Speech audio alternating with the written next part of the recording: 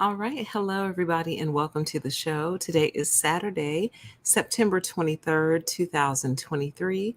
You are now watching Permission to Exist. I'm your host, Permission to Exist, also known as PTE, and we are going to have a very in depth discussion tonight regarding a TikTok that went viral. I think it was early last week, maybe the week before. And I think it's a very important conversation to have. And I think that it's very timely as well. Before we get started, I want to give a huge shout out to everybody who supports the show in any meaningful way, be that CashApp, Patreon, super chatting, or simply liking, commenting, and subscribing to the channel. Do be advised that Patreon is probably going to go away. I think I'm going to get rid of it in December and just stick to what we have. And I'll probably turn off channel memberships too. We shall see. Haven't made a final decision yet. But thank you to those of you who have supported in those ways or on those platforms. I appreciate you so much. And also, do know there is a mailing list. If you would like to be personally notified by me anytime I go live, you can sign up for that mailing list. The link is in the description box. And it is entirely self managed. So if you decide you don't want to be on it anymore, you can go remove yourself. And it's as simple as that. But I do hope you'll stay. Quite a few of you are on the mailing list. And that came about because YouTube just wasn't very good at sending out notifications. And they still aren't really, to be honest with you. So thank you to those of you on the mailing list. Now, let's get started with the show. And hello to everybody in the chat. Good to see you guys, as always. Today is the first day of fall, which is shocking. It didn't feel like it too much. The wind was blowing nicely. It was kind of cool, but it was still hot in the sun. So I guess we should enjoy that while it lasts before it starts freezing everywhere. So welcome, everybody. Let's get into the content for tonight's show. So many of you know that I'm very, very passionate about the economy and the financial struggles that we all face and that we face as a society at large. So much so that I do have another channel. I think I have like three or four, but two main ones, one side channel and another channel that I've abandoned altogether. But there is another channel called Pettynomics. So if you're not subscribed to Pettynomics, I do recommend heading over and subscribing. I do plan to start posting over there again. And that channel is entirely devoted to the economy, money discussions, everything that affects finances and things of that nature, because I am incredibly passionate about it. And I mentioned Pettynomics, one, in hopes that you'll go subscribe, but two, because normally this is a discussion that I would put on Pettynomics. This is very much a Pettynomics type of topic. The reason I brought it over here tonight is because there's so much more I wanted to discuss regarding this particular issue. And it really gets into how narcissism created all of this, the narcissistic attitudes that hold it in place, and where I think we're going to end up if we don't fix it or do something about it. So that's why it's on Permission to Exist versus Pettynomics. But do go subscribe to Pettynomics. And we will be back over there eventually. There's a mailing list for that one too. So let's get to the subject of tonight's show. A TikTok went viral a couple of weeks ago, and it was a mother. And I believe she self-identified as Gen X. I'm not sure. Or maybe the media did. I'm not sure. But I think she's about 45 or 46 years old, something like that. And she was lamenting about the fact that her adult children just can't seem to get ahead, and that her adult children are having a lot of problems really launching into the world, right? And she kind of goes into some different reasons. We're actually going to watch that TikTok. And before we watch it, I want to be clear that I don't believe this mom is a narcissist. I really don't. Because you can tell in the TikTok, she does feel bad for her children. And also, she seems oddly and sincerely shocked at the current state of affairs. And that's kind of what brings us here tonight. So what we're really looking at is the mindset that led her to be in a state of disbelief regarding what's happening with her children, the mindset that has been shared by not only her generation, but the generations before hers, and how that all contributes to the state of affairs that we're in. And I'm going to go really deep with this thing, and I'm going to be slightly all over the place, but it's a controlled chaos. It's going to be a controlled chaos because this topic is very triggering for me. Because even though I'm not the same age as her children, we might as well all be the same age because we've all been affected by this. It's almost like we have reached the tail end of the experiment, and the experiment failed ultimately. And so, in that failure of this experiment, it caught up a lot of people, including my generation. So I'm an early millennial, or some people might say late millennial, but I consider myself early. So I'm right on the front end of the millennials, the millennial generation. And we got caught up right with Gen Z. We all might as well be the same age because we're all being affected in the same way. So at risk of getting ahead of myself, let me go ahead and share my screen. We're going to watch her TikTok together, and then we are going to talk about it. So I think I'll let it play twice like I usually do, just to make sure you can hear it. So here we go. Oh, I thought I had my screen shared. I guess not. Let's get that going. Share screen. Boom. All right. So I've got my volume up. I'm going to unmute her over here. I hope this works. I hope TikTok doesn't have blockers, but we're about to find out together. So here we go. Let me know if you can hear it when I start playing it. Here we go. And if not, I got to back up. I am so tired of feeling helpless as a parent. Yes, my kids are grown adults. My oldest is 28, my youngest is 25. And I thought by teaching them what I learned, which is you work hard, you get a good job, you're going to get the things in life that you need, right? Worked for me. Why wouldn't it work for them? Because it doesn't. Because the world has fucking changed, all right? And now I feel like I see them struggling. And before my generation comes at me, yes, I understand struggling is a part of life. We all struggle. But there's a difference between struggling and drowning, all right? So we struggled, and it was tough. But you know what? We made it. We knew there was a light at the end of the tunnel with our struggle. It seems like kids today, no matter how much they struggle, they just get further and further down the water into the drowning point, all right? When I was their age, I was making less than $10 an hour, and I could afford to live on my own. Now you have to be making six-figure salary to get a decent, tiny little place to live. So what the fuck is going on, and how do we help them as parents? I told my son, all you have to do is work hard, go to college, or join the military like I did. He went to college, got his degree, got a full-time job. He moved back in with me right when he graduated from college because he said, hey, Mom, as soon as I get a job, which was within 2 weeks of him getting out of college, maybe take me 2 months and I'll save up enough money for me to move out. Okay, cool. It's been 10 months. He has saved almost every dime and still can't afford to live. Why are one-bedroom studio apartments almost $2,000 a month? Why? Like, I just don't get it. So I don't even think that there's even classes anymore. There used to be, upper class, middle class, lower class. It's literally turning into the ultra wealthy, and then everybody else is just poor. Like, that's what is happening. And then I told him, hey, when you turn 25, at least your car insurance will go down. Hell no, he turned 25, and his car insurance went up $150. I told him, if you need health insurance, get a good job. He did. He has health insurance. He has had a medical emergency this week. Had to go to emergency room twice. He had to go to the emergency room because he couldn't get anybody to see him with the health insurance that he had, right? So he had to go to an emergency room. Now he's out money for that too. It seems like you can never get ahead.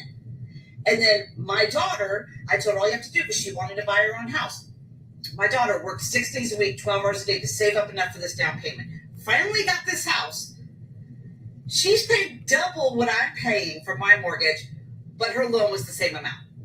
And then her mortgage company, after she's already moved in, said, oh, by the way, we forgot to tell you that you need this type of coverage, which we forgot in the beginning. That's an extra $200 you'll be paying a month. And all they see when they come home is they watch social media, kids their age on lavish vacations with all this money and nothing to do, all these social media influencers, because we value those types of things over hard workers. We will pay them $10,000, but you work 40 hours a week, you can't afford it. Okay. So that was a lot. think I'm not gonna play it again right now. I might play it again a little bit later as I get heated and get going. Um, so essentially, the summary, this woman has 2 children. She has a son and a daughter. She told her son, "Go to school, work hard, get a good job, and everything will work out for you." He did all of those things. Told his mom after he graduated college, he'll be out in 2 months.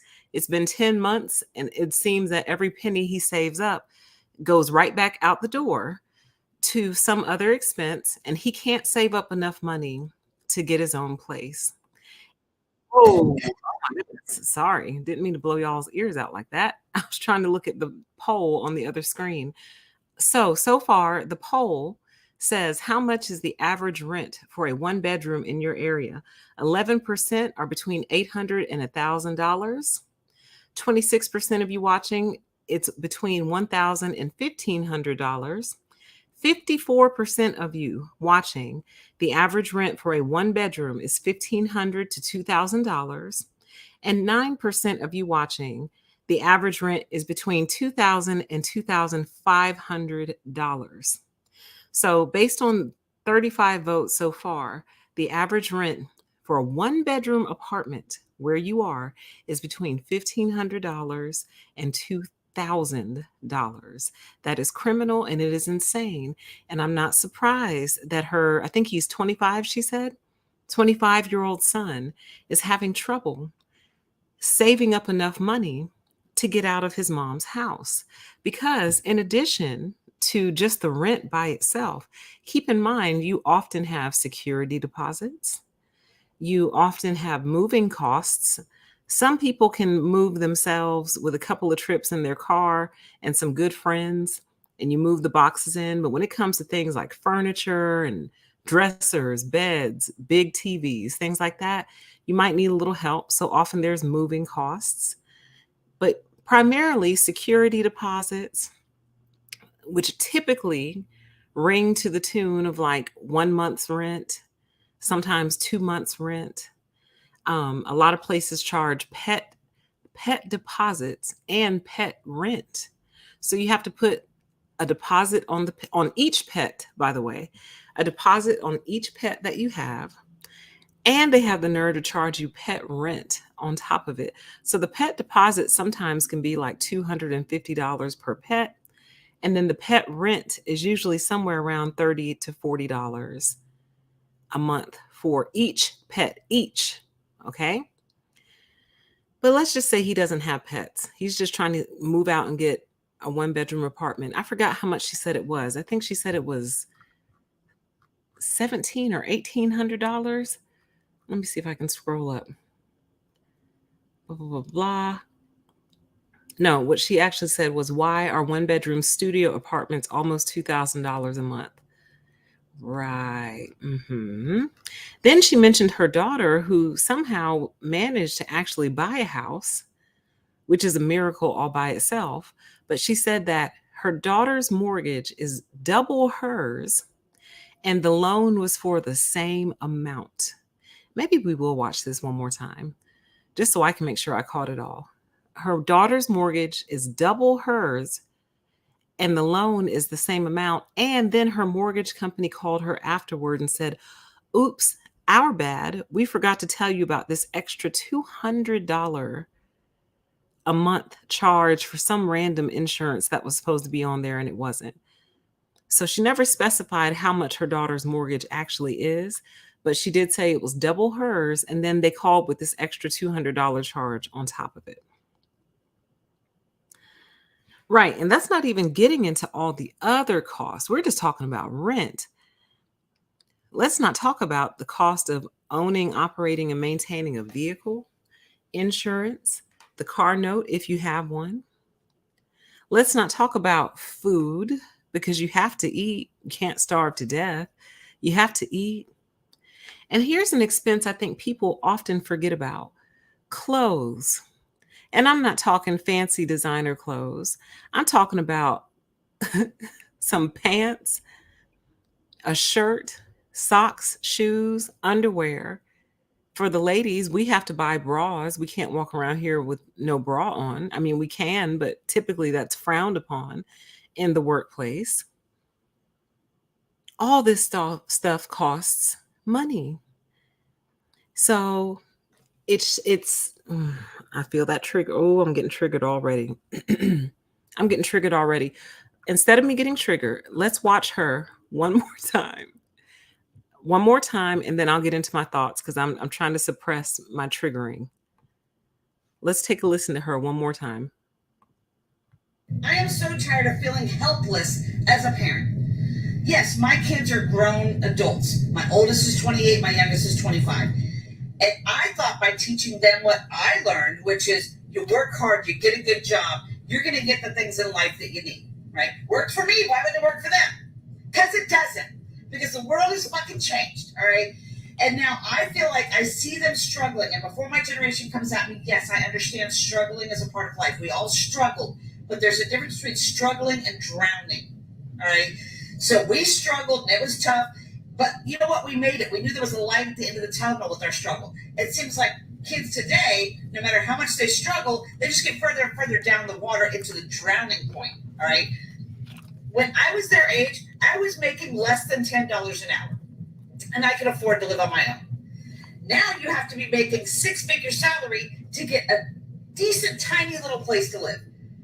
So what the fuck is going on, and how do we help them as parents? I told my son, all you have to do is work hard, go to college, or join the military like I did.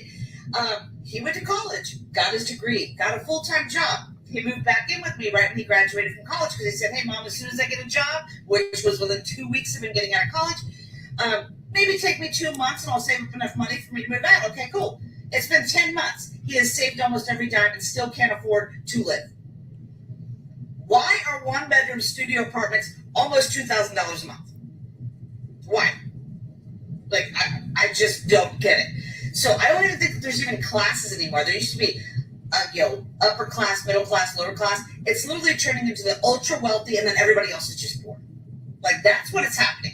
And then I told him, hey, when you turn 25, at least your car insurance will go down. Hell no, he turned 25, and his car insurance went up $150. I told him, if you need health insurance, get a good job. He did, has health insurance. He has had a medical emergency this week. Had to go to the emergency room twice. He had to go to the emergency room because he couldn't get anybody to see him with the health insurance that he had. Right? So he had to go to an emergency room. Now he's out money for that too. It seems like you can never get ahead. And then my daughter, I told her all you have to do because she wanted to buy her own house. My daughter worked 6 days a week, 12 hours a day to save up enough for this down payment. Finally got this house. She's paid double what I'm paying for my mortgage, but her loan was the same amount. And then her mortgage company, after she's already moved in, said, oh, by the way, we forgot to tell you that you need this type of coverage, which we forgot in the beginning. That's an extra $200 you can pay in a month.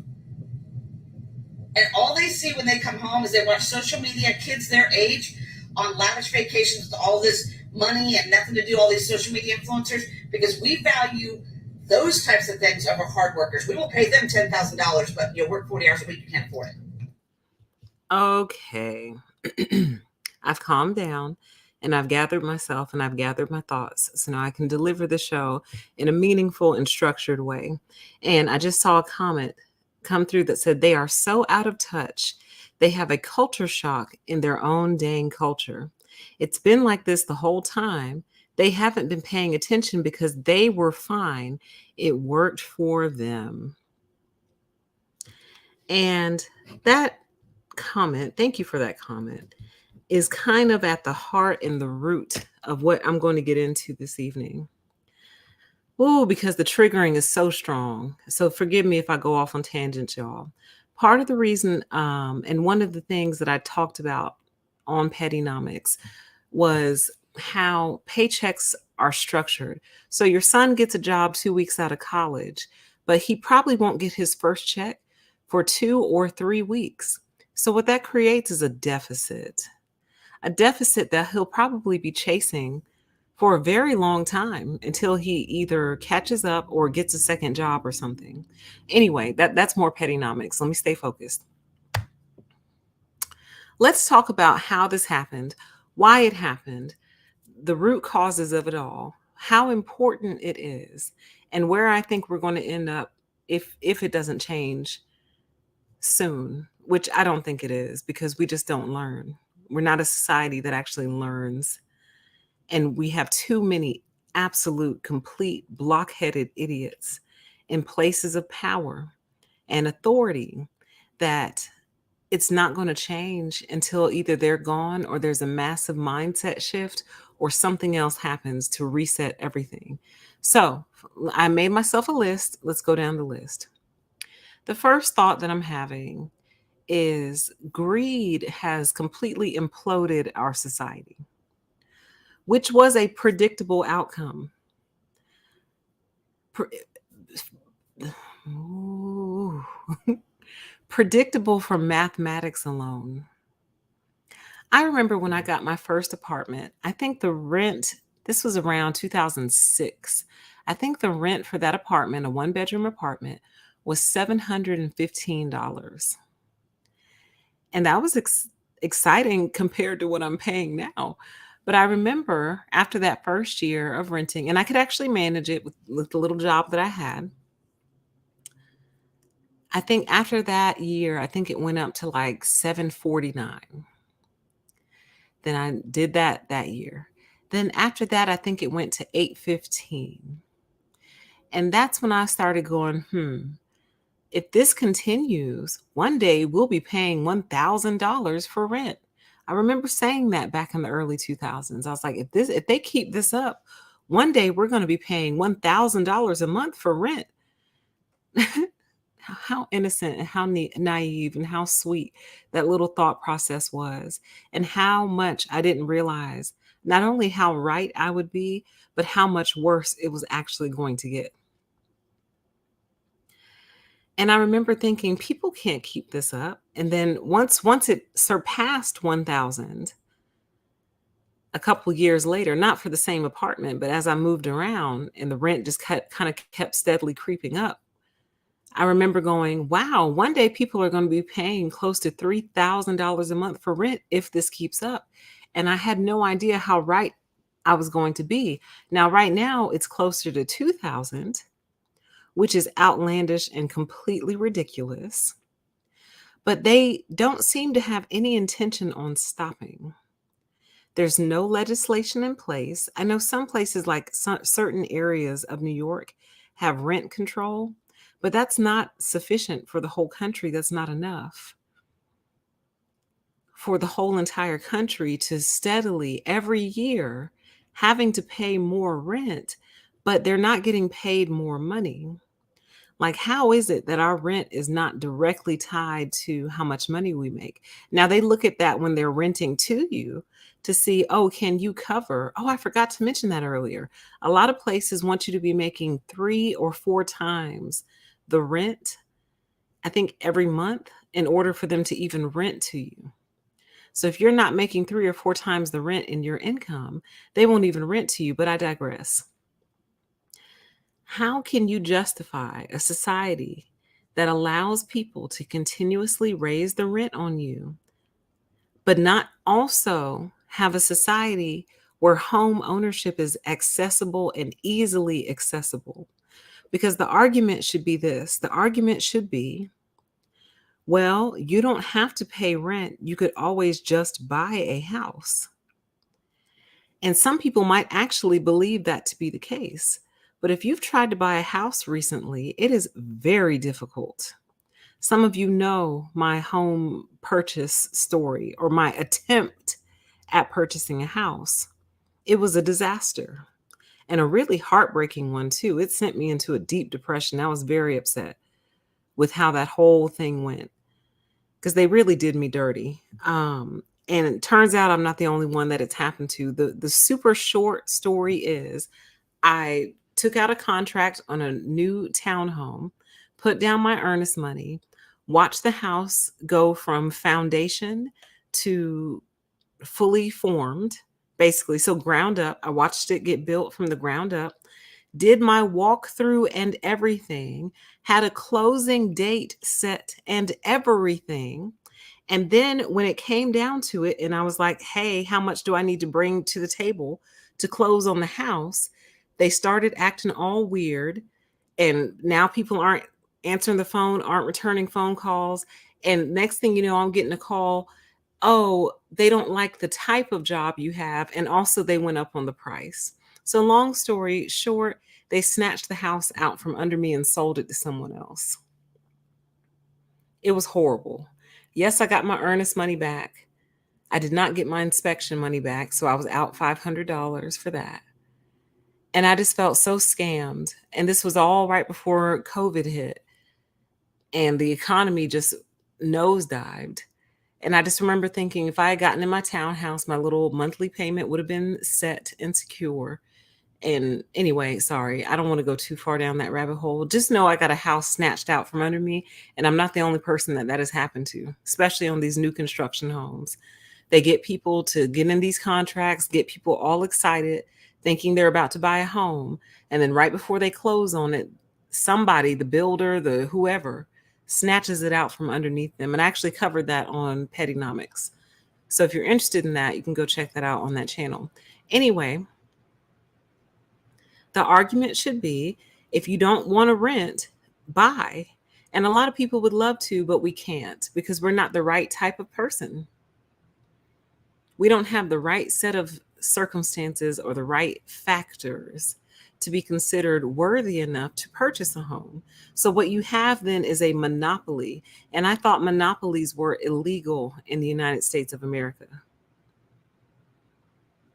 I thought monopolies were illegal, but apparently they're not. So, there's a rental monopoly right now, and it's actually getting worse because you have a lot of corporate landlords now who will go in and buy half the houses in a brand new neighborhood, which should also be illegal. They should be, when a new neighborhood is about to go up, corporate landlords should have to wait like 6 months to a year before they can buy any remaining inventory. And it should remain open to the general public, average citizens, to purchase for 6 months to a year. And then after that time frame is passed, if y'all want to come in and buy the rest of the houses that are left, fine. But you can't come in at the same time because who can compete with you? Who can compete with cash buyers? And that's what these corporate landlords are. They can show up with the $200,000, $300,000, $400,000 cash for the house, and the builders don't care. Even though I think it's kind of beautiful because the builders primarily live in the same country that they're destroying with these practices, so they're suffering the consequences also. If it hasn't touched them yet, it will. But who can compete with a cash buyer? Anyway, I say all that to say that greed is imploding our society, which is actually predictable just from mathematics alone and the structure and the setup and the way that we have everything set up. Greed is like a cancer in that it wants every cell in its sight. And often it takes every cell in its sight until it actually destroys the very organism that it's part of, which is so stupid. You're an organism. The cancer is an organism. It wants to live. So to live, it eats the healthy cells around it. And it can pull it off for a certain time frame. But eventually it just gets so damn greedy that it eats every cell in its pathway until it destroys the very thing that it is actually part of. Now it's dead too. Well, congratulations. Now you're both dead. That's what greed is. That's what greed does. It doesn't know where to stop. It has no checks and balances. But the greed, the inherent greed in the structure of our society has completely imploded it. And many people have seen this coming for a long time. But we've been so caught up and so hung up in other things that don't matter at all. Everyone seems to be ignoring this issue.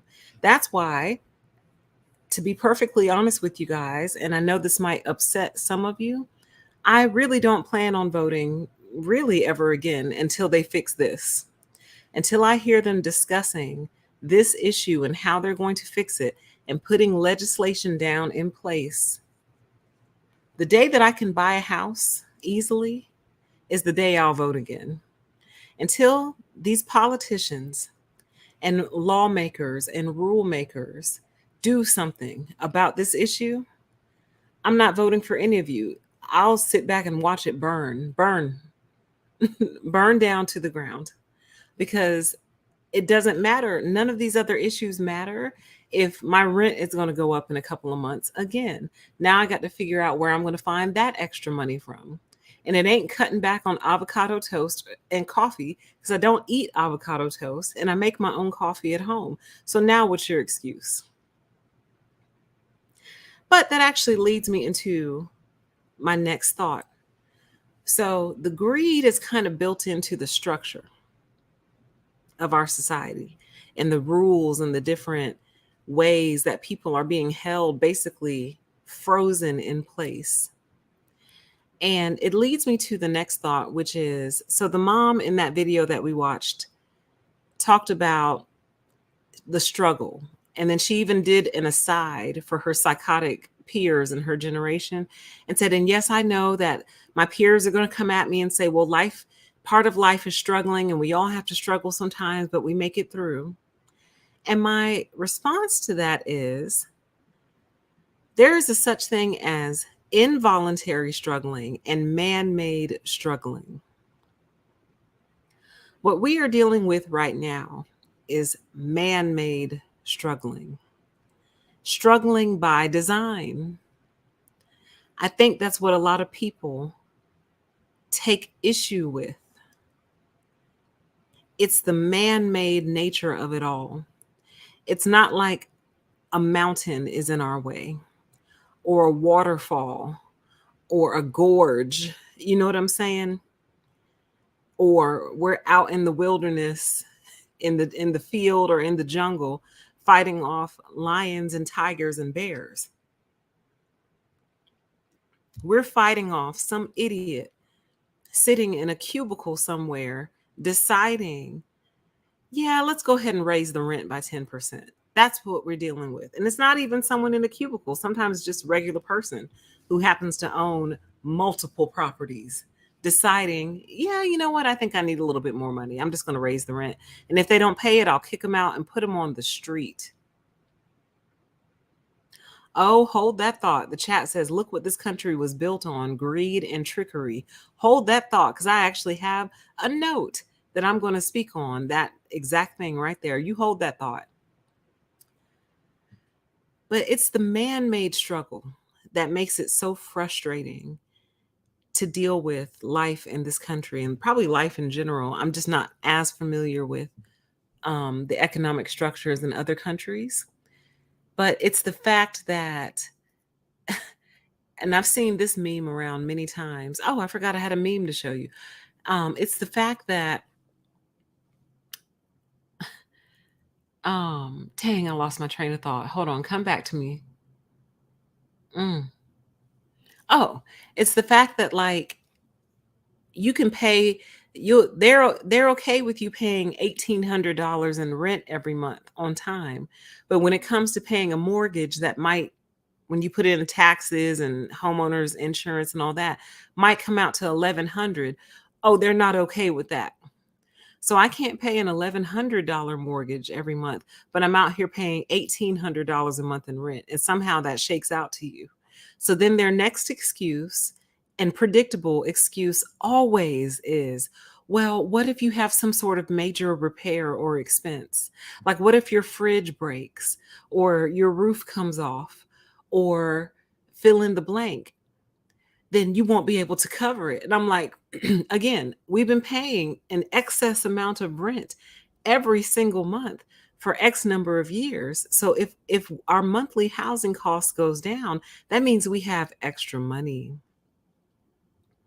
If my monthly housing cost went down to 1,100 and I'm used to paying 18, that means I have 700 extra dollars that I can save or invest, or I don't know, put back into the economy.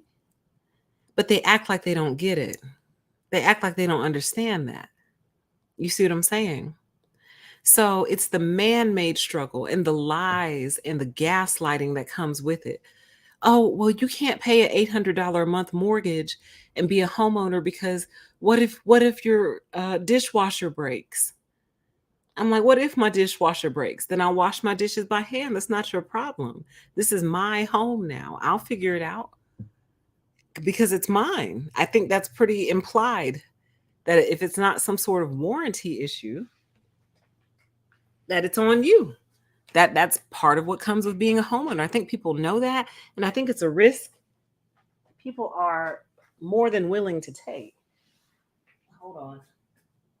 I think it's a risk people are more than willing to take because it beats paying almost $2,000 a month in rent. But they act like they don't understand that. It's the man made struggle, it's the exotic dance of the credit score and how I did a show on this actually too, many years ago on this channel called, I think I called it Credit and the Xanatos Gambit, something like that. I'll have to find it. But basically, first of all, you have to have some kind of credit. You can't have no credit because then, well, we don't know if you can handle credit. So then you have to have credit. So let's say you have 6 credit cards. But let's say you've been responsible and you've paid them all off. They're all paid off. Well, that's not good. That's no good. Because I mean, sure, you paid them off, but now we don't know how you've behaved the past couple of months. It's like, why does it matter? They're paid off. It's like, well, you need some kind of balance on them. So then they want you to run up the balance to like halfway to make your credit score go up like 20 or 30 points. And then I remember when I was trying to buy my house and she was looking at my credit card, she goes, "Okay, pay that one off. Pay that one down to like 50% of the balance. Pay that one down to like 70% no, 40, I'm sorry. Pay that one down to like 40% of the balance and you should be good." And I'm like, this is absolutely ridiculous. This is ridiculous that I have to sit here and tweak the balances on the credit cards to make it look good. Oh, but it doesn't stop there. Then they want to see that you have a credit mix. What's a credit mix? They want to see that you have a little bit of credit cards, maybe a car loan in there, maybe a student loan in there, just a nice mix. Mix it up. Show us that you can maintain all kinds of different types of credit, like credit cards, student loans, car loans, things like that. We need to see a good credit mix. Like, go to hell.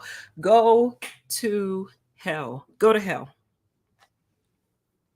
So, in other words, if you've paid off all your credit cards, maybe you never had a student loan and you paid your car off and then go try to buy a house, they're probably not going to be impressed with you because you need to show that you can carry that weight on your back. It is an obstacle course. Chat says buying a home seems like an obstacle course. It is an obstacle course. It is an intentionally designed one, I believe. Because owning a home is a pathway to wealth, but not for the reasons that they tell you. The main reason, at least in the past, I don't know if this is still true today, but in the past, the main reason owning a home was a pathway to wealth is because it locked in your monthly housing cost. So if you ended up with a mortgage back in the day for like $700 and you bought that house, 20 years ago, unless you got an adjustable rate mortgage, which apparently is a nightmare. If you got a fixed mortgage, then your housing cost per month is still $700, even today, 20 years later. $700, that's it. So as you're making more money, it's not hurting you because your monthly housing cost is not going up each month. So you can start to build that money. It's a pathway to wealth. That was one of the main reasons I wanted to be a homeowner. So I could lock in my monthly housing cost and not wait every year to see, well, how much more money am I going to have to pay in rent this year? And where am I going to find that money from? You see what I'm saying? Ooh, I feel my blood pressure going up because it is so enraging. It is so infuriating because this is what we've been dealing with for years. And now, again, I'm not coming down on this woman, but it is so upsetting that it's finally hitting them as their kids are getting older and aging into the system, that they're like, oh my God, it's really hard out here. Yes, that's what we've been saying. But generally, when we raise our voices and complain, we're met with comments like, well, if you didn't buy so many coffees, maybe if you didn't go to Starbucks every day. It's like, sweetheart, Starbucks every day is not going to offset a $200 and $300 increase in rent annually. It's just not. But anyway, it's involuntary struggling versus man made struggling. An involuntary struggle is a struggle that you have no control over. Something you have to overcome that you couldn't prevent and you also can't get out of easily, and that was not designed by another human being. Versus struggles that have been induced by human beings. For example, so many millennials and I think Gen Z caught on, some of them, so they're not getting caught up in it. But a lot of millennials got lied to, baby. And the lie that we were told was, you must get a degree in order to get a good job. And it wasn't necessarily a lie, because a lot of companies would not hire you without a certain degree. So, when faced with those options, a lot of us went ahead, went to college, and because our parents weren't rich, and we certainly weren't rich, we just got through being 17 years old. Now we're 18, entering into college. We don't have all this money laying around because we couldn't work a full time job because we were in high school. Part time, sure, but no part time job was going to pay you enough money to cover the cost of tuition and books. So, what did a lot of us end up doing? Taking out student loans. And why do we take out student loans? Not only to cover tuition and stuff and books, but often housing. And also, there's this thing that we have to do that I know everyone hates that we have to do this, but we had to eat also. We had to eat. And a lot of us, including myself, had part time jobs while we were in college just to close the gap between what student loan left over and anything else. Because we also have to do this thing that I know a lot of people don't like, but it's called wearing clothes. And we weren't stunting on them back then like that, because all we really had back then was Facebook. And Facebook barely had the ability to post pictures back then. So we weren't doing it for the gram. We were doing it so we weren't naked when we were going to class. And you can't wear the same thing every day. Sorry. But anyway, so we went ahead, we went to school, we got the loans, we got the degrees. A lot of us graduated, and sure, we're able to get jobs because we had a 4-year degree. But even then, the job itself didn't necessarily cover the cost of living, because the same people who are making the rules also believe in the man made struggle of, well, you just started here, so you need to work your way up. You're fresh out of college. You need to work your way up. You're not going to get to the six figures fresh out of college.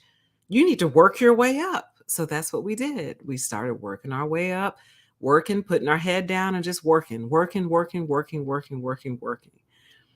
And then what we discovered is that these corporations are really not that open with their wallet. They really don't enjoy giving raises and bonuses and promoting you and things of that nature, even when you've worked hard for it.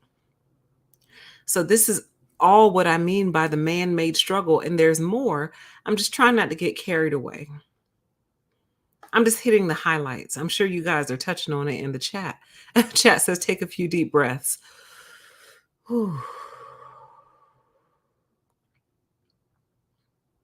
It's the man made struggle of it all. It's the flawed design that screwed over so many people.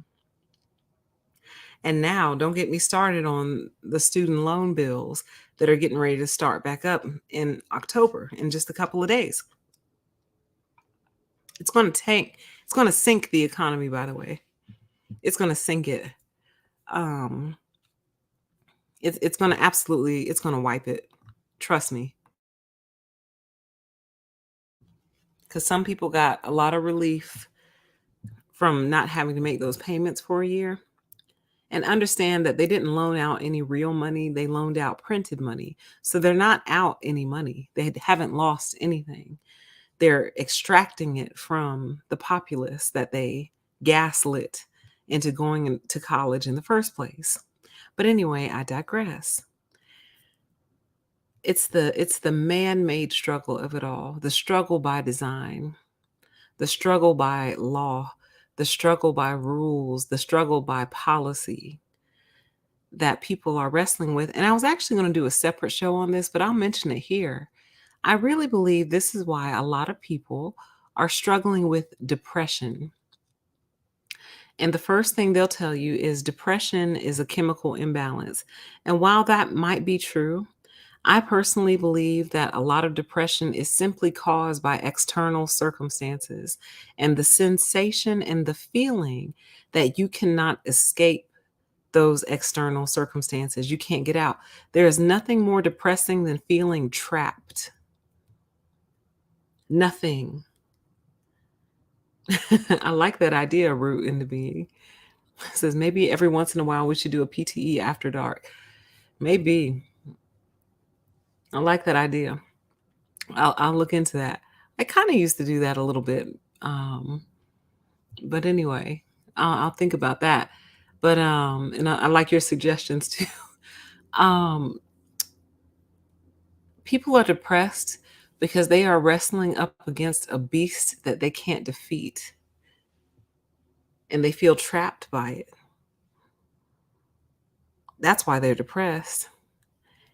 And chances are that does cause a chemical imbalance. But I'm not a doctor. I'm just speculating on what I think. But anyway, let me move on to my next point, which is, and this is touching on a comment that actually came through earlier that said the country was built on greed and trickery. I really want to know what we as a people expect from a country that built its wealth using forced involuntary labor, aka slaves and slavery. And did we actually believe that they would ever give that principle up, the principle of forced labor? Because what I'm speaking to is the character of a place, the character of a country that was built on the principle of involuntary forced labor could never really be expected to change that much. And maybe this is too deep for this particular show, but I think it's important that we remember what we're dealing with here.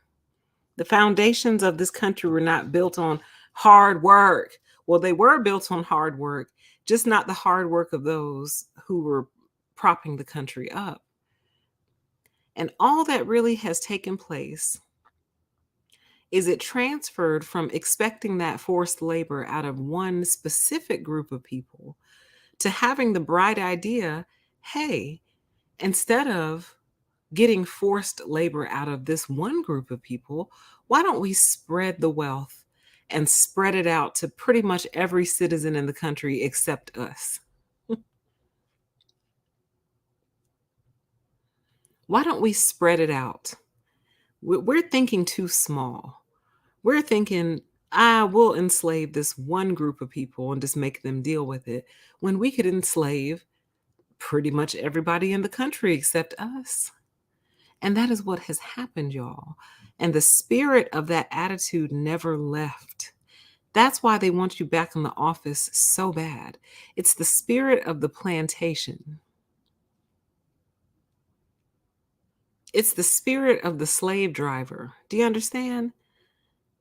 I know you're miserable here in this office. I know you're miserable in that cubicle, and I don't care because the spirit of the plantation is that you are here and you work because I said so, because I hold your very life in my hands.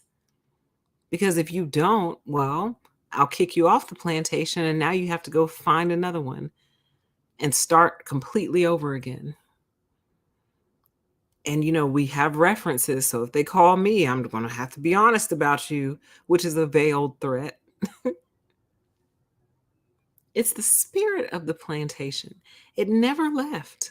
It just spread out to everyone of all skin tones and all skin colors and all ethnicities and persuasions. Because the truth of the matter is, even if you're quote unquote doing well, you're still under the spirit of the plantation too. Because just stop paying your bills for a couple of months and watch what happens. Stop paying your mortgage for a few months. Watch what happens. Stop paying your rent for a few months. Watch what happens. Stop paying any bill for a few months and watch what happens. You're under the spirit of the plantation too.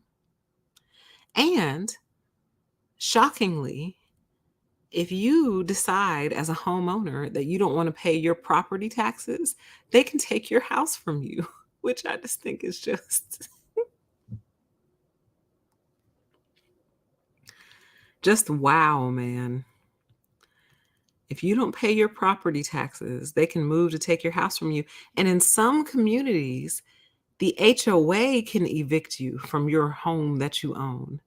If you either don't pay your HOA fees or you do something the HOA doesn't like, they can file documentation to have you removed from your home. So we really don't own anything. It's the spirit of the plantation. So it's like in some small way, great or small, with the exception of a select few at the top, we are all enslaved, honey. Because basically you have to come up with money somehow. Somehow. You have to come up with money to survive. And again, even if you're quote unquote doing well, your doing well is really contingent on what other people do unless you're a business owner, and even then there's some stipulations. But shout out to those of you who have broken out to some degree and you own your own business and you found a way to generate your own income. um but you're still under the slavery of taxes, which is a oh man, I was thinking about that the other day. I was like, wow. I was like, we have income taxes on every single purchase that we make. And then for the homeowners, you have property taxes. So we're getting taxed in multiple different directions all the time. But it's like we don't notice because it's so built into the system. More of that man-made struggling that I was talking about. How you gonna tax me once on my income and then tax me again on every purchase I make with the exception of like fruits and vegetables?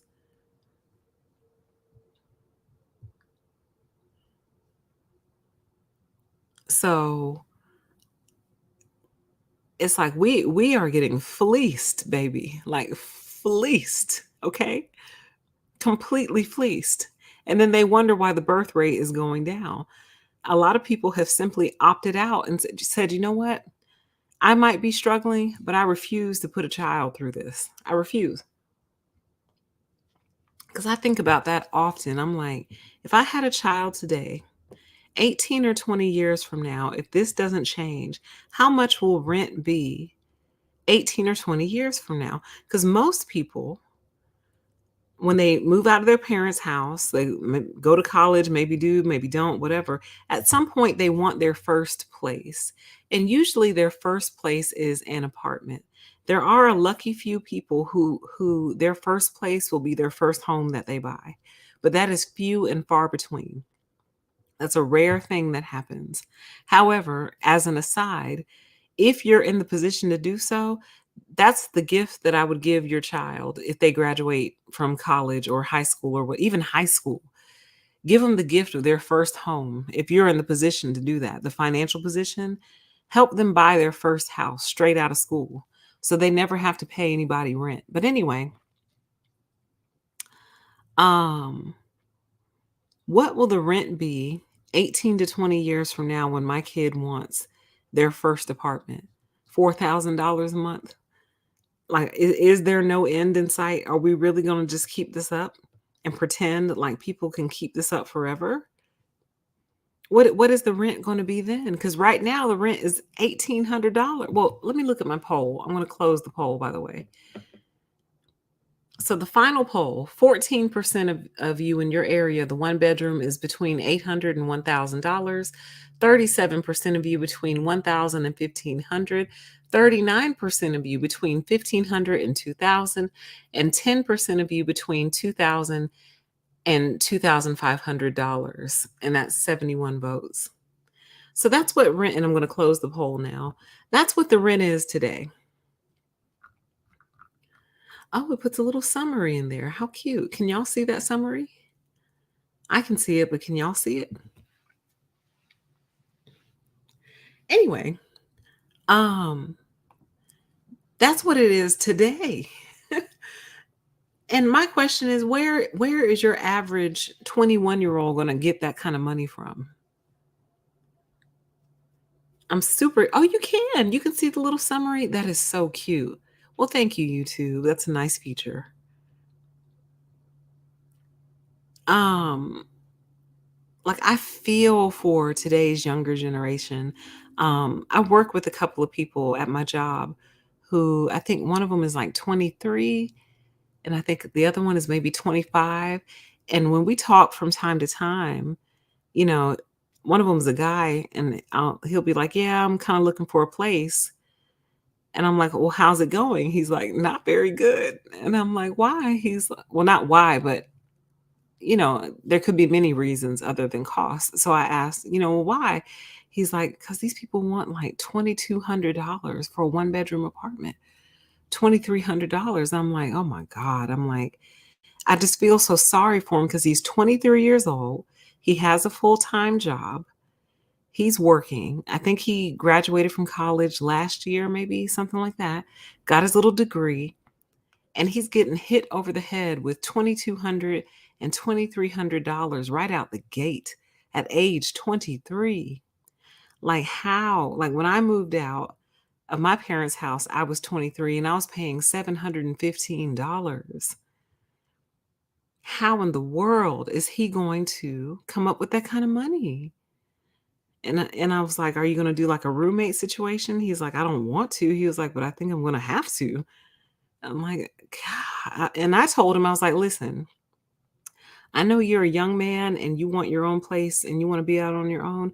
I said, "But if you have decent parents who are letting you live with them and your environment is a safe one and it's peaceful," I'm like, "It might suck." I was like, "But if I were you, I would just save my money and stay there as long as I possibly could."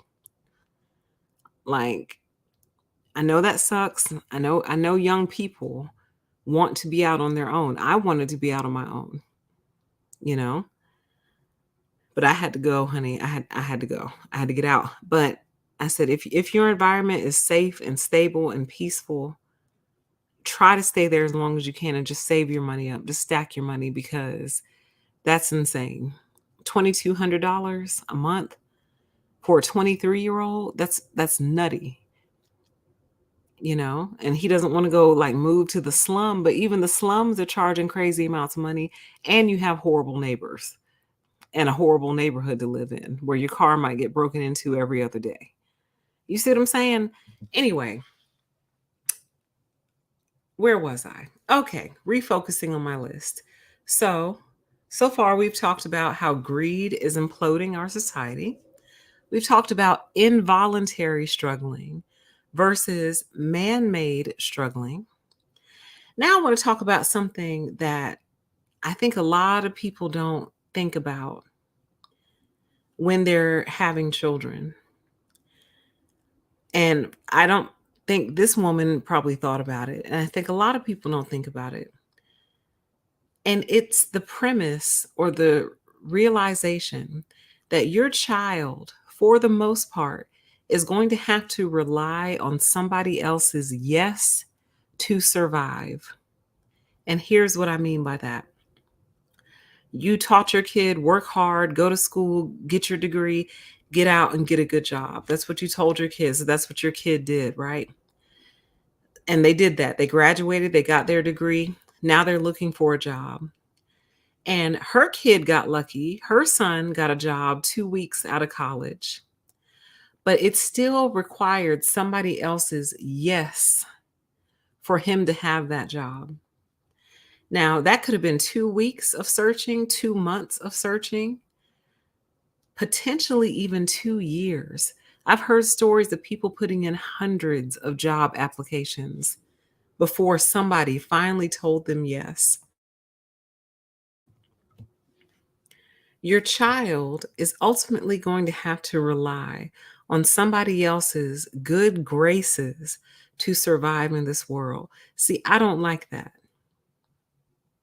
I don't like that. I don't like the fact that it is someone else thinking highly enough of my child to give them employment in order for them to get a paycheck, in order for them to survive. And that yes may not last forever. For example, at my job, I think they just laid off 30 people, if not more. Good employees, employees that were loyal and faithful and dedicated, didn't have any problems, no discipline issues, no work issues. There was nothing wrong other than basically their department wasn't needed anymore because something changed in the market, and then that changed and it caused like a domino effect. And essentially these people became dead weight. They weren't dead weight before, but due to some circumstance outside of their control, their department became dead weight and they let them go. So that yes expired. So now all those people who were living off of the original yes have to go out into the world and attempt to get somebody else to say yes to them so they can survive. I don't like that. I don't like that. I don't like that at all, actually, because it's a form of dependency that people don't see, because people think if you have a job, you're not dependent. And I'm here to tell you, yes, you are. You're absolutely dependent. You are dependent on your employer's continuing and ongoing yes.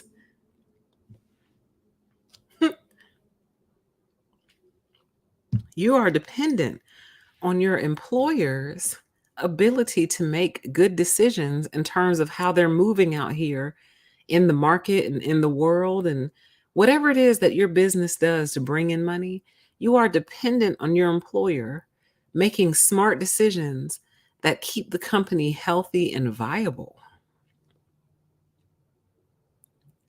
You are a dependent. You are 100% dependent unless you are self employed. And even then, dependency could be argued, but at least you're still more in control over what happens to you. But the bulk of people are going to go out and get a job with a company that's already been established. That's what most people do.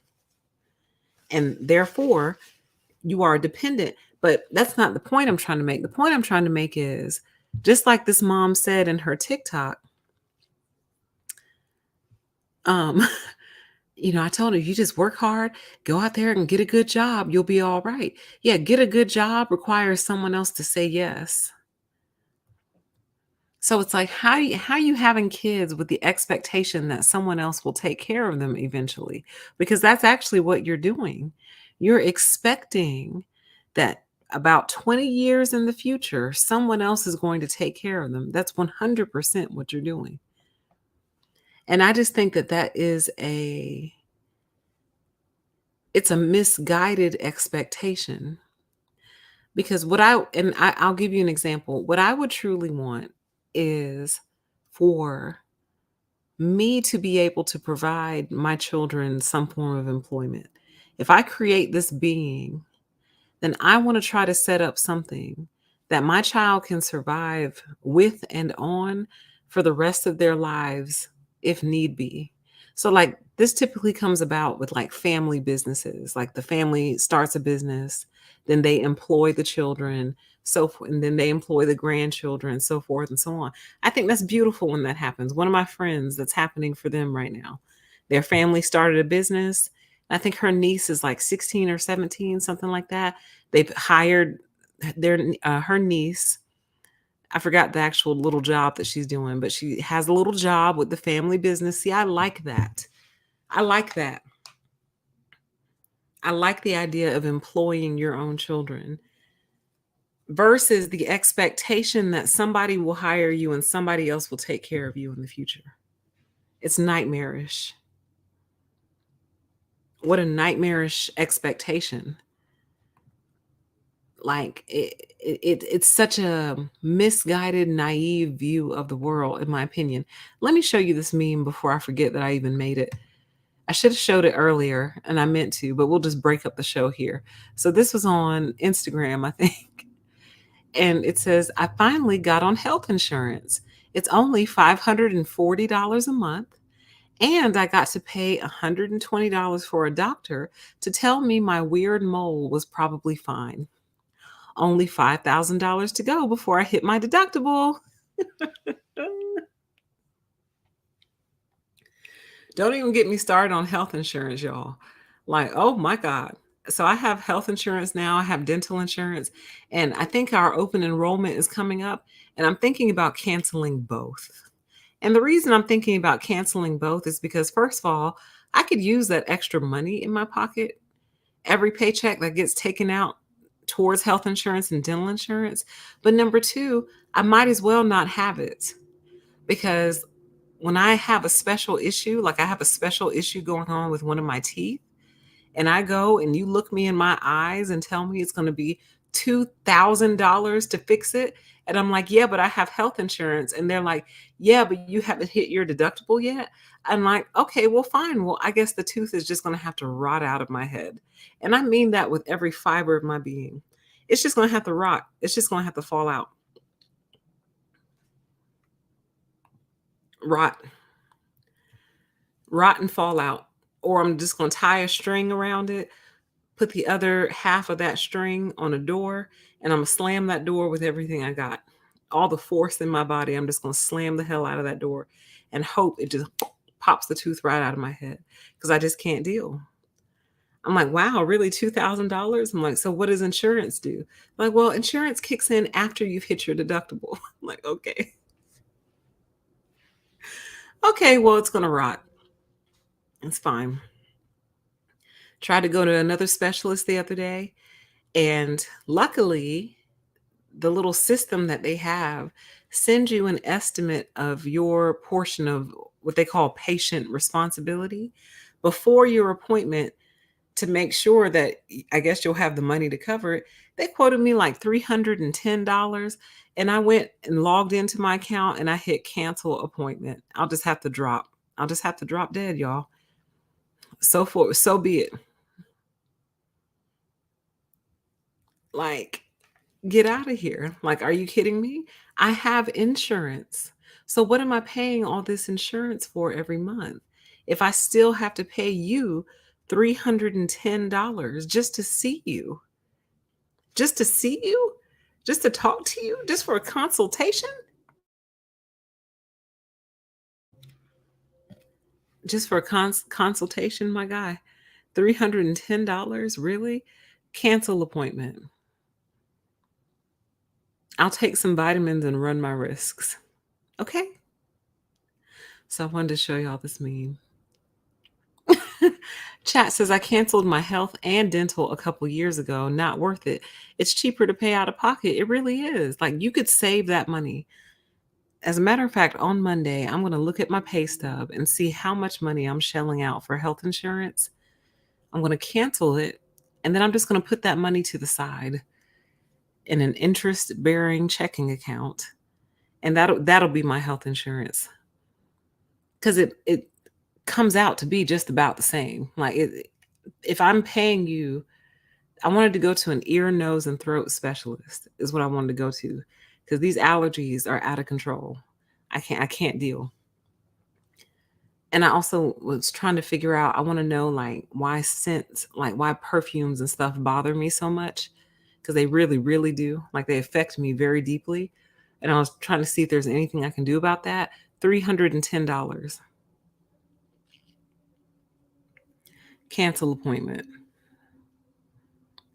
I'll just have to drop. And I'm fine. I'm actually all right with that. I made complete peace with that possibility. I'll just have to drop. Okay. Yeah, they get you with copays and deductibles. How ridiculous. I'm like a friend of mine is self-employed now, and she went and got her insurance through the health insurance marketplace. And she told me her monthly cost is like $600 or something. And I said, girl, I would be going to the doctor every week for just random reasons. If I'm paying you that much money a month, then we're going to make the most out of this. You're going to see me every week for something random and weird. But I thought this was funny. I finally got on health insurance. It's only $540 a month.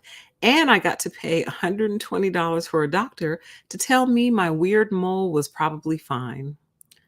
Only $5,000 to go before I hit my deductible. You know what that makes me think of? When you go get blood work and they tell you your blood work is fine.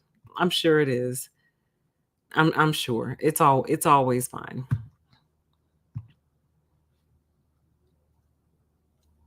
Chat says you have a strong sense of smell, PTE. Embrace it. Listen, it's gonna kill me though. Is the problem? It is absolutely gonna take me out.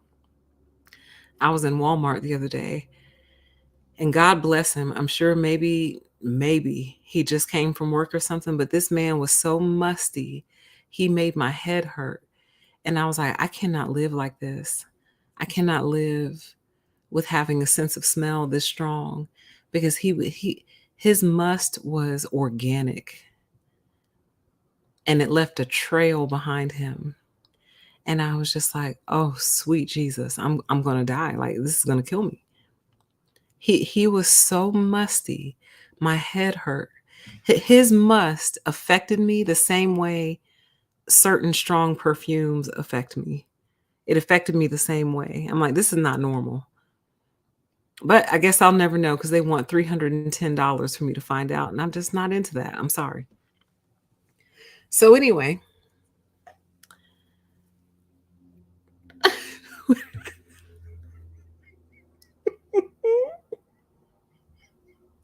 I'm sorry. I have to read this out loud. Yes, like a bad BO. Yes.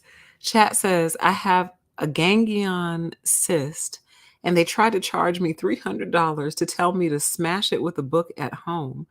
I literally told them, you're not going to tell me to smash it with a Bible, right? Did they really tell you to smash it with a book at home? Like, American healthcare sucks. American healthcare is a joke. It's a complete joke. No wonder everybody's sick, dropping dead, and completely out of their minds. American healthcare is and has got to be the biggest joke on the planet. But anyway, I need to look into that. I would do anything. Like if they had a spray that maybe you could spray it in your nose and it like dulls your ability to smell things for like 12 hours at a time. Like I would pay money for that. I would pay good money for that. It would change my life. It would completely change my life to just kind of dull it. I don't want to eliminate it completely, my ability to smell, just kind of tone it down a little bit. Take it down a few notches. Would be incredible. Just up each nostril in the morning, take a couple of deep breaths, and then you can kind of smell, but not really. Oh my God, my whole life would change. My life would change. But anyway, um, let's continue. Let us continue. Where was I? All right, so we just got through talking about how the entire premise is relying on somebody else's yes to make sure your children survive. That's scary. That's really scary because the reality is if your child is going for a job that a lot of people want, it may not be that your child is not qualified. It might just be that they chose somebody else. They just picked somebody else for the job, and they only had one opening. So now your kid has to keep shopping around until somebody actually says yes. That's scary. And then they can revoke that yes at any time. So that's quite the gamble, is all I'm saying. So let us continue. We talked about the, the spirit of the plantation and the character of a country that would rely on forced labor to build it up, and what would make us think that they would ever give that up. So let's move on to another thought that I had regarding this whole entire thing.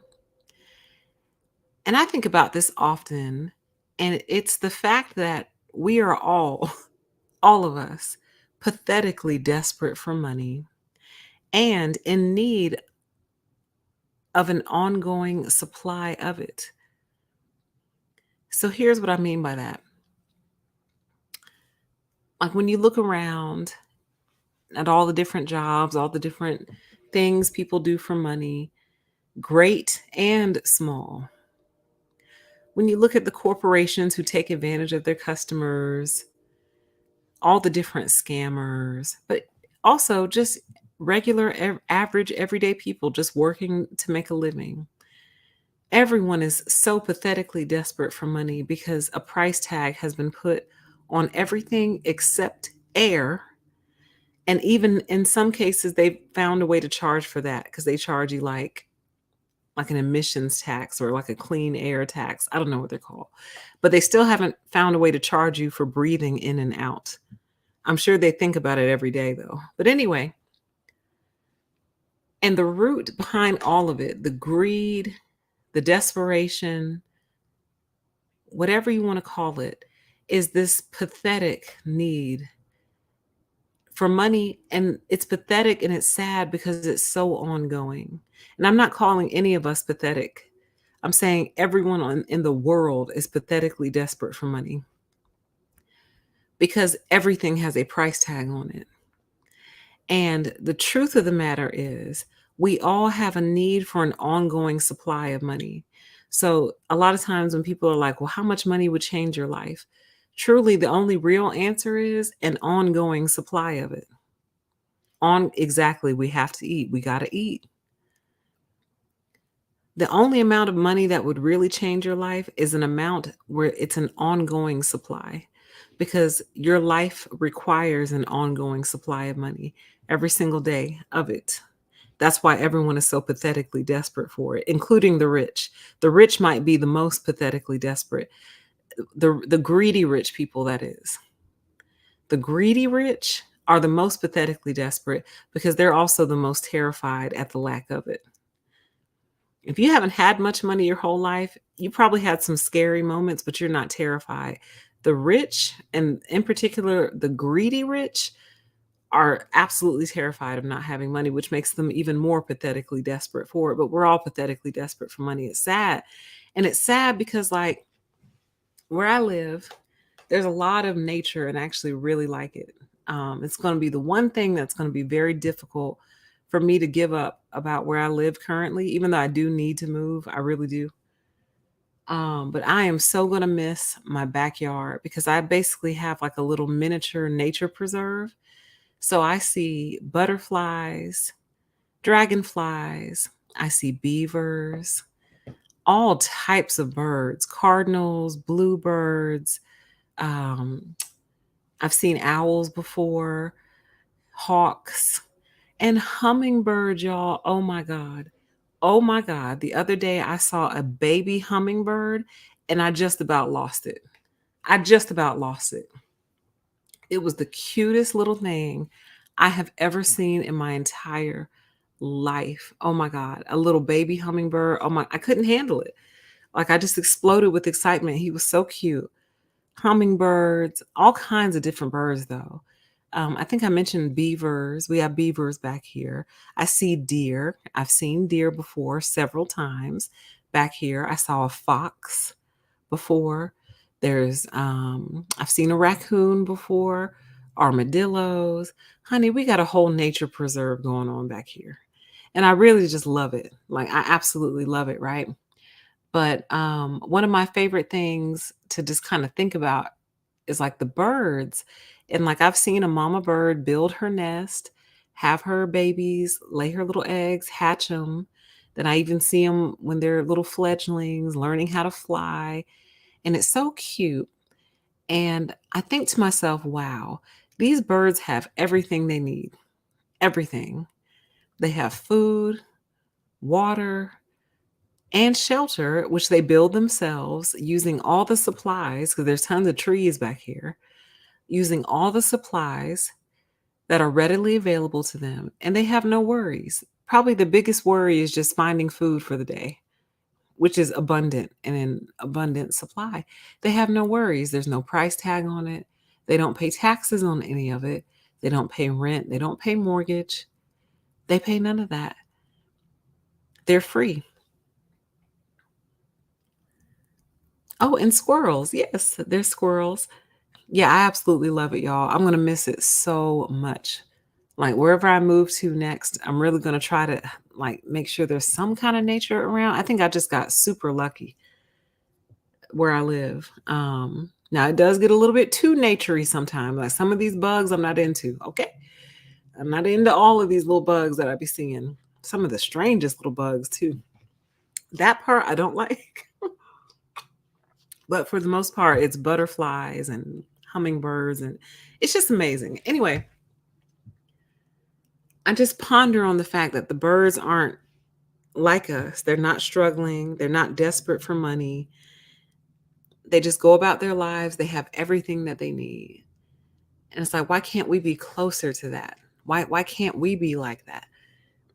What's stopping us from being that way when we live on the same earth that they do? We live on the same planet that they do. What's stopping us from being similar?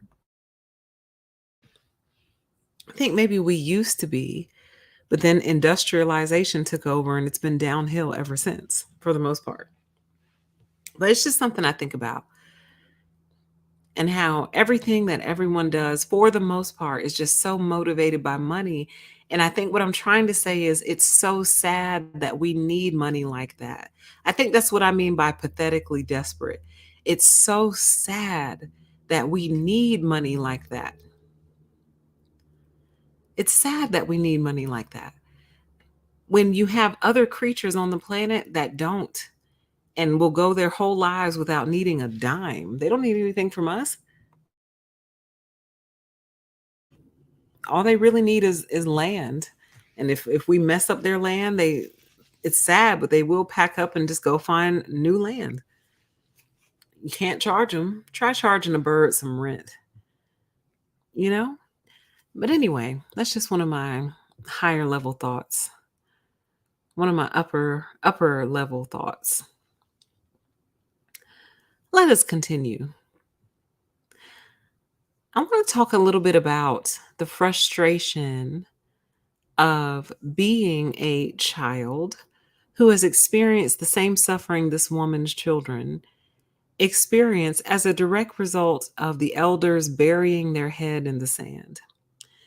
Now, I have to give some grace in the fact that a lot of our elders did not come up with the internet. They mostly had newspapers, TV, which is controlled opposition. But anyway, newspapers, television, magazines, and the radio. So that's pretty much what they can, and movies. That's in books. That's pretty much what they came up with. They did not have access to the instant nature of the internet, the instant nature of information exchange, the exchange of ideas, people talking on comment sections and in comment threads. They didn't come up with all that. So I'm giving just a little bit of grace, but here's where I have to take away a lot of the grace that I'm giving is the fact that even though you didn't have access to all this information, what you did have access to was us telling you what it was really like out here. Us telling you, hey, things are getting really expensive. Hey, things are getting really crazy out here. Hey, we're having a tough time making ends meet. And to be met primarily with an attitude of, well, you just need to work harder, or you'll be all right, just keep trying, or don't worry, it'll all work out in the end. Basically burying their heads in the sand and looking the other way while their kids were drowning. So that is the word that this woman used to describe what her kids are going through, is drowning. And that's exactly what it is. It's a drowning. It's a drowning. Like, and now it's finally catching up to a lot of these parents and elders whose kids either aren't leaving home or are coming back. So a lot of kids have made a lot of, I keep saying kids, but I should be saying young adults. A lot of young adults who are the children of the elders have made their way back home. And the reason they made their way back home is quite simply mathematics.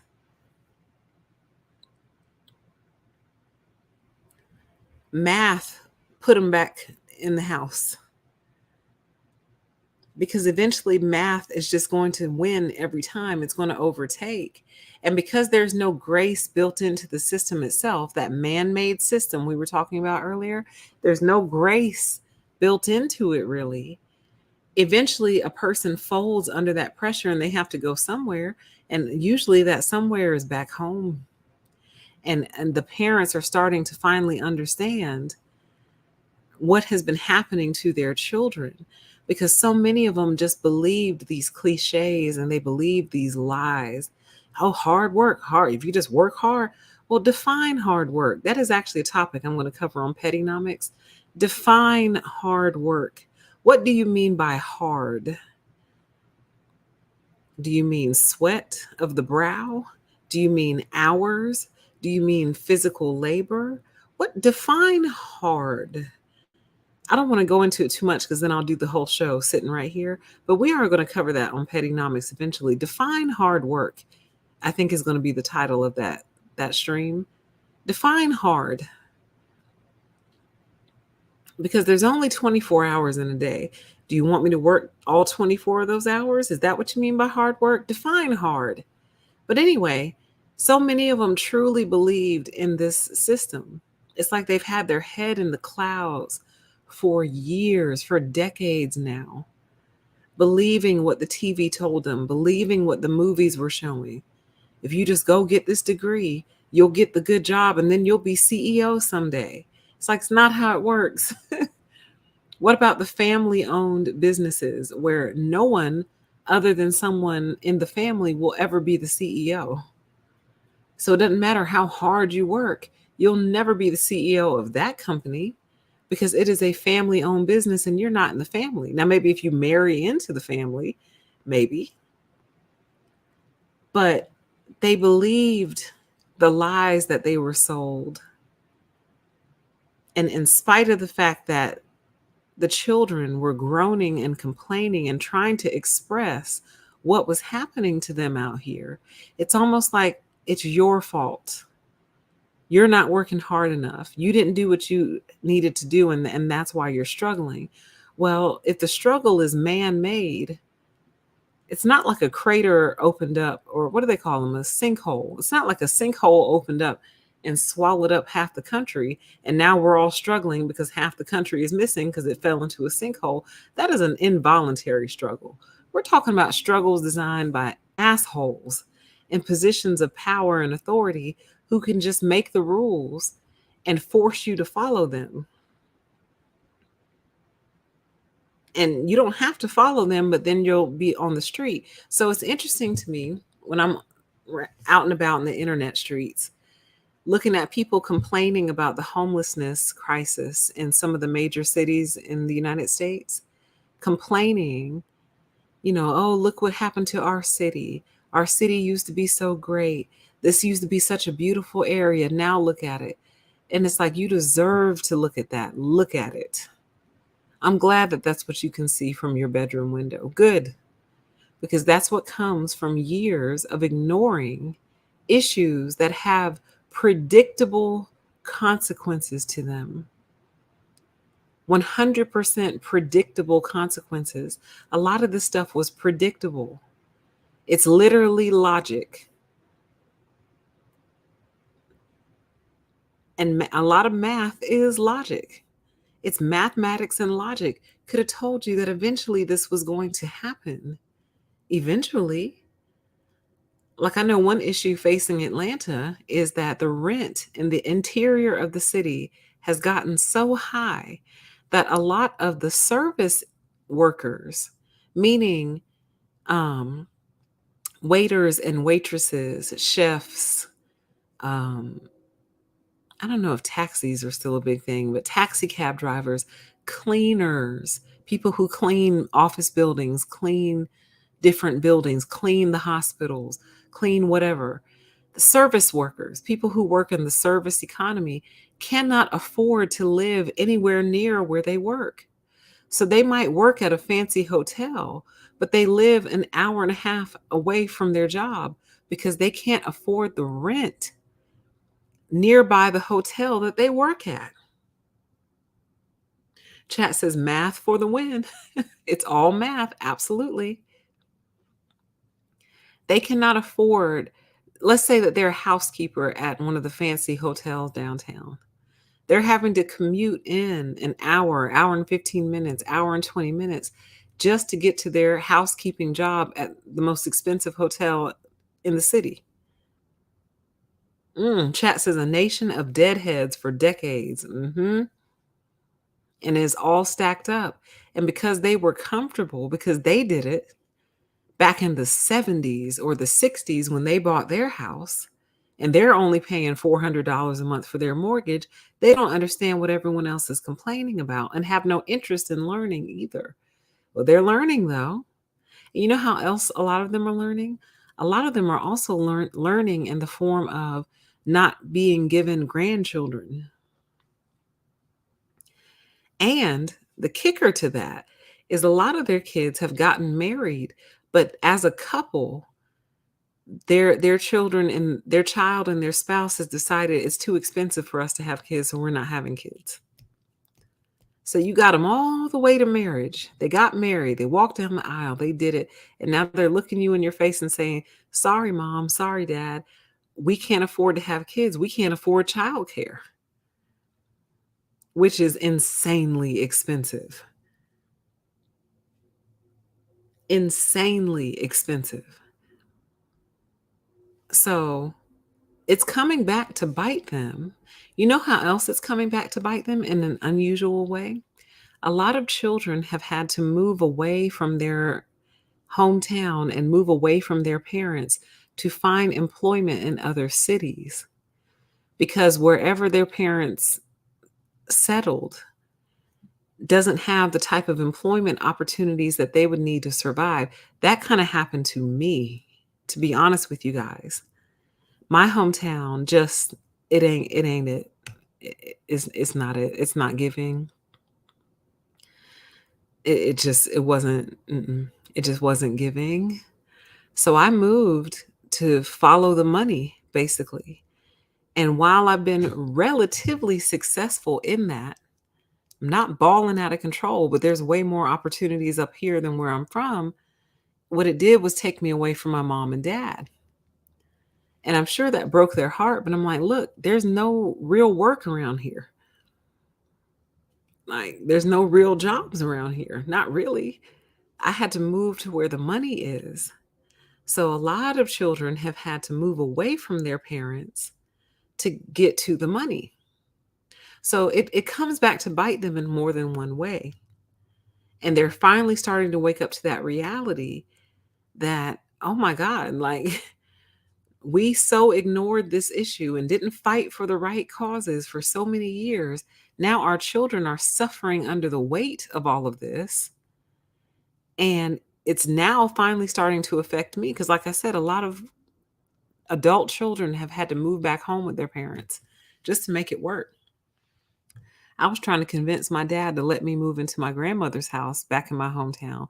And while it's not what I wanted to do at the time, It seemed logical to me. I'm like, shoot, no rent. The house was incredibly run down at that point because at that point it was over 100 years old, needed a lot of repairs, but I was actually okay with that. I was like, that's fine. Because to me, the prospect of not having rent every month overrode all the different repairs the house needed and the neighborhood that it was in. It overrode it all. I'm like, that's fine. If I'm paying $0 in rent, that's fine. But he refused. He wouldn't let me. He was like, no, it's just, he was like, it's not a safe house to live in, and I wouldn't feel comfortable with you being there every day. I'm like, I would, though. I'll be all right. But he didn't let me, and they actually ended up selling it, which I was really upset about, but whatever. Wasn't my decision to make, but I did protest. But no, he wouldn't let me live there. But anyway, it's very frustrating.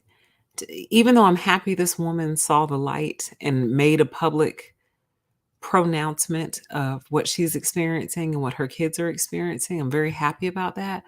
It's still so frustrating because it's just like, this is what we've been telling y'all. For years, we've been trying to tell you, y'all just didn't care. You did not care. You didn't believe us when we were telling you what was happening. You didn't believe us. And now it's slowly starting to become too late to reverse it at this point, unless some serious legislation were to be handed down to put a stop to this and kind of reverse it a little bit. It's kind of creeping up on too late. Like, again, that's why I refuse to vote, because they are just so focused on just every issue but the most important ones. And that really bothers me. I'm like, this issue is impacting us so greatly. Like, really think about that. A whole entire generation of people may not ever be able to buy a home, or I'm actually going to show you a video at the close of the show. We might have to wait for our parents to pass to actually inherit a house. Might be our first shot at home ownership. And that's horrible because that means our parents have to be gone in order for us to finally be homeowners. That's terrible. Terrible. Like, an entire generation of people have put off starting families of their own because they are fearful that if they do, it's going to take them under. And a lot of people, it probably would take them under. Even one child might take them under. So they put it off because they are fearful. What kind of nation have you created? What kind of nation have you created where your own citizens don't want to do citizen type things because they're afraid if they do, it's going to cost them everything? Like, you've created a nightmare scenario here, and you want us to show up and vote for any of you on either side. I don't trust any of you. I don't like any of you. None of you have my best interest at heart. You don't even know what my interests are. Every now and then I'll get a text. You know how they send out campaign texts if you ended up on one of their lists, and they'll be like, such and such is voting day. Make sure you know where your polling location is, and blah, blah, blah. And I'll write back, is housing on the ballot? Is home ownership on the ballot? Because if not, fuck off. Like, get off my phone, stop texting me, go to hell. You don't know what I want. You don't know what I need. Like, we're not interested in the same things. Okay? We don't have the same priorities in mind. And until we do, you're not going to hear from me at the polls. But I'm going to tell you every time I get a chance, this is what's important to me. And until I see you taking that seriously, you can forget it. But they run, oh God, I'm so sick of, anyway, don't go down that road, PTE. Come back. Come on back. Come here. It's okay. Come back. Come back to the microphone. There you go. There you go. Okay. Focused. All right. Where was I? Hush, kitty cat. You're living a nice life. You don't have any bills. You know, say hi to the people. They haven't heard. Aaron. They haven't heard your voice in a while. Say hi. I don't know if y'all can hear that. She said hi, but she's half sleepy, so you can barely hear it. It was like a little chirp. Say hi. Hey. There we go. Okay. She doesn't have any bills. But anyway, um, where was I? Blah blah blah. We talked about that. Okay. Go back to sleep. Please. I'm almost done. And then I'll give you attention. Oh my goodness. Um, so okay. Here's something that I actually thought was on this video that I showed you, but it wasn't. And then I said, well, then where did I get this from? And I'm thinking I was watching some sort of TikTok compilation on YouTube where people take a bunch of random TikTok videos on the same subject and put them together in a video. Must be where I got this from because I didn't make it up. And I swear I thought this woman said it, but I guess not. But the quote was, I didn't bring my children here to suffer. I did not bring my children here to suffer. So they were complaining about the same thing: inflation, rent, cost of food, all that. And this person, who I thought was this lady, but apparently not, said, I didn't bring my children here to suffer. And then I wrote underneath that quote, well, sweetheart, that's exactly what you did. And I'm not blaming her. I'm not blaming parents. If you have children and you're listening, I'm not blaming you. I'm really not. I don't fault you, and I don't want you to feel any guilt.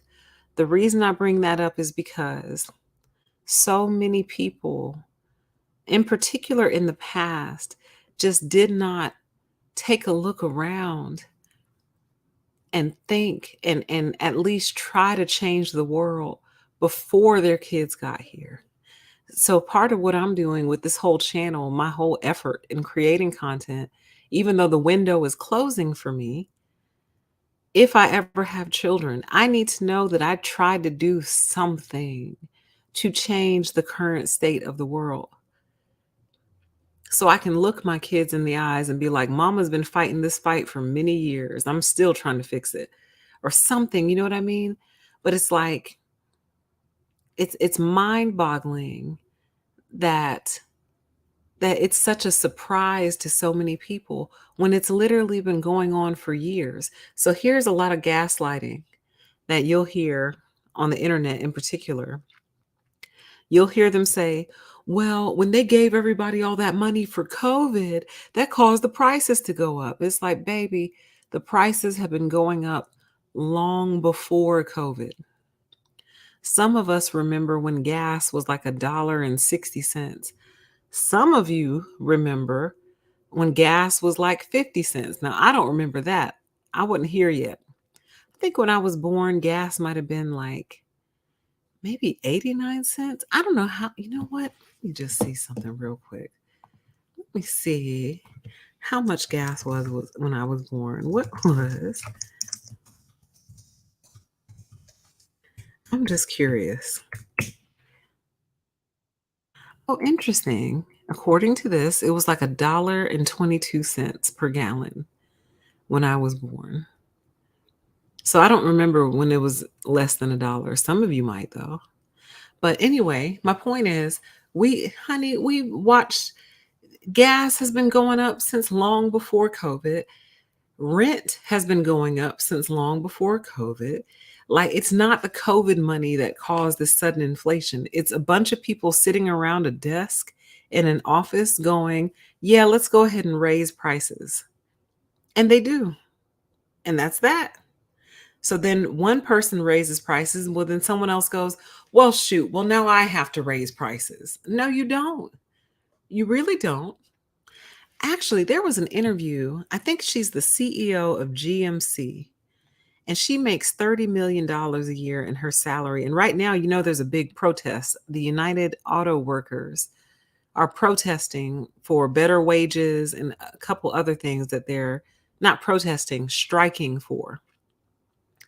And some lady was interviewing the CEO of GMC, General Motors. And she was like, well, how come you're making $30 million a year, but your employees are having to beg for raises? And she was like, she gave some gaslighty answer like, well, when the company does well, we all do well, and that includes me. And, I just look forward to spreading the wealth and helping everyone, just some BS gaslighty type answer. But I mean, so don't hit me with, oh, it's the COVID funds. No, it's CEOs making $30 million a year who want to make $35 million a year. That's who it is. That's causing all of this. The greed has been steadily increasing for many, many years now. So don't let them lie to you and make you believe that the past 3 years are the reason everything is going up. It's somebody called it greedflation. The knowledge that I'm just going to raise prices because I can, and people will either pay it or they won't. And they'll just suffer the consequences of not paying it. That's what it is. So, anyway, I say all that to say that the person who said that, I didn't bring my child here to suffer. Well, unfortunately, sweetheart, that's exactly what is happening. So that leaves us with a very unique charge. And that charge is that how can we either end the suffering or reverse it? Because even if I never have children, I still live here and I would like to live in a decent world that makes sense. You still live here and you deserve to live in a decent world that makes sense.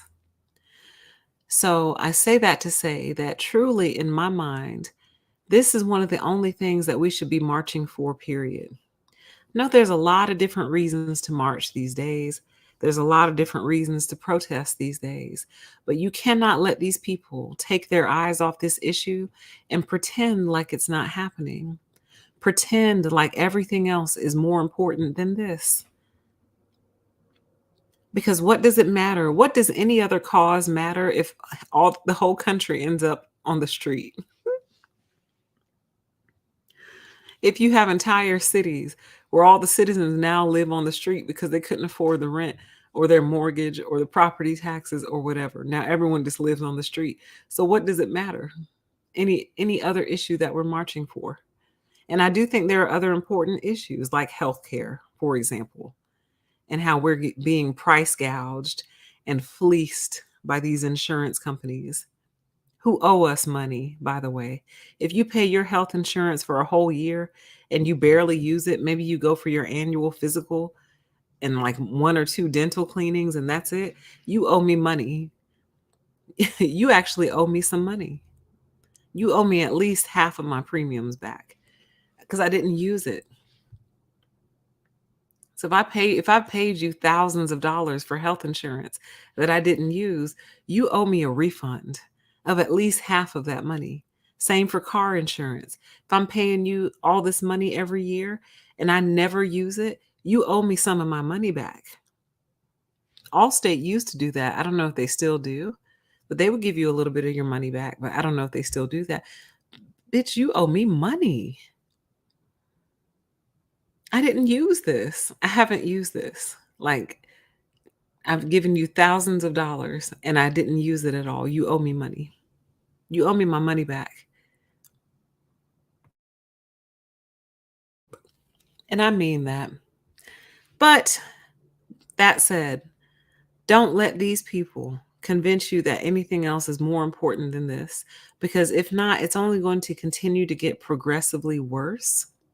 And again, the one takeaway I want you to have is involuntary struggling versus man-made struggling. Struggling that is by design by human beings. Struggling that could be changed with some simple policy changes, changes, law changes, procedure changes that could actually flip things around and make things better for people, make life better for people. You know, like there's all kinds of different ways it could be done. And if I detailed them all here, we'd be here all night. But we need to talk about this and how we're going to fix this, or else it's just going to implode. And as I said earlier, at this point, at this stage in the game, I'm at the watch it burn stage because I'm just tired. I'm exhausted by these people. And they're pretending like they don't know how this happened or what caused it or how did we get here. You know how we got here. You were there. You just ignored it because you were doing okay. How does that quote go? First they came for this one and I did nothing. Then they came for that one and I did nothing. Then they came for this one and I did nothing. Then they came for that one and I did nothing. And then they came for me and there was no one there to help me.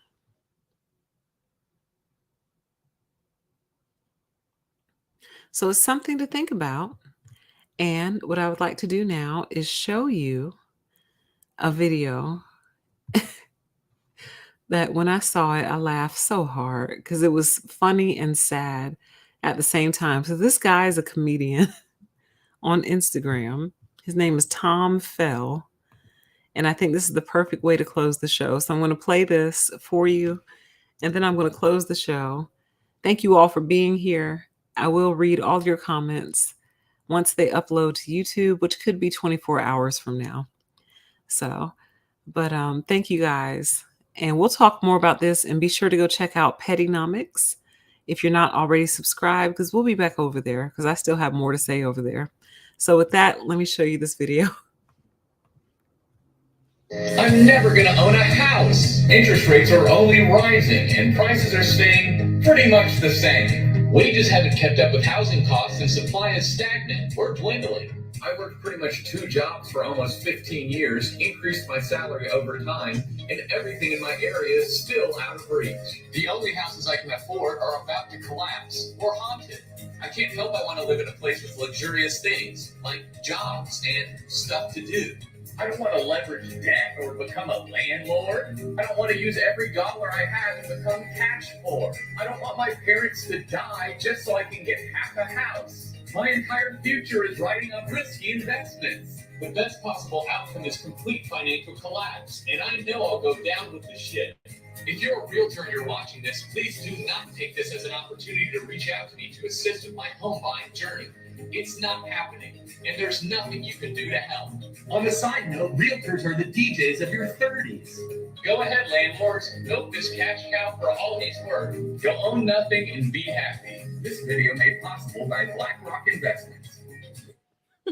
I'm never going to own a house. Interest rates are only rising and prices are staying pretty much the same. Wages haven't kept up with housing costs and supply is stagnant or dwindling. I worked pretty much 2 jobs for almost 15 years, increased my salary over time, and everything in my area is still out of reach. The only houses I can afford are about to collapse or haunted. I can't help I want to live in a place with luxurious things, like jobs and stuff to do. I don't want to leverage debt or become a landlord. I don't want to use every dollar I have and become cash poor. I don't want my parents to die just so I can get half a house. My entire future is riding on risky investments. The best possible outcome is complete financial collapse, and I know I'll go down with the ship. If you're a realtor and you're watching this, please do not take this as an opportunity to reach out to me to assist with my home buying journey. It's not happening, and there's nothing you can do to help.